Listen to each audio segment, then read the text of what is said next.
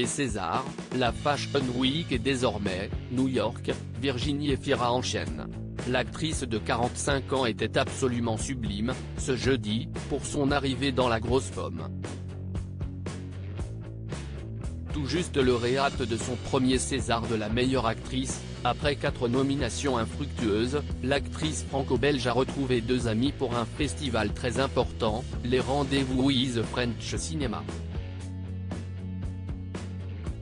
Un festival qui fêtera ses 30 ans en 2025 et qui met en compétition les meilleurs longs métrages tricolores de l'année.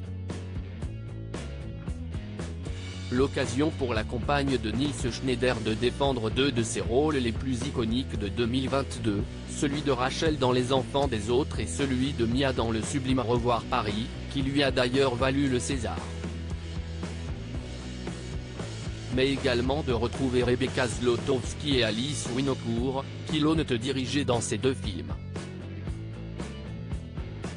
Et visiblement, l'actrice était particulièrement heureuse de retrouver les 2 jeunes femmes, qu'elle avait saluées dans son discours à l'Olympia ce vendredi, regrettant qu'aucune d'elles ne soit nommée au César de la meilleure réalisation. Souriante, elle a pu poser avec les 2 et amuser les photographes avec ses yeux pétillants. Et avec son look, une nouvelle fois parfait, la maman de la petite Ali, presque 10 ans, a une nouvelle fois fait un carton plein avec son tailleur noir et son col lavalière, ainsi qu'avec ses cheveux lâchés et son maquillage très naturel. Montant sur scène, la jeune femme a présenté ses 2 films, devant d'autres acteurs et réalisateurs, notamment Melville Poupeau, acteur principal de Frères et Sœurs, le dernier long métrage d'Arnaud Desplechin, également nommé. On refuse de. En revanche, pas de Nils Schneider à ses côtés pour une fois, en général inséparable de l'homme de sa vie, l'actrice franco-belge l'avait sûrement laissé en France pour ce petit voyage. Le couple s'était montré particulièrement renversant ce mardi, au défilé Dior.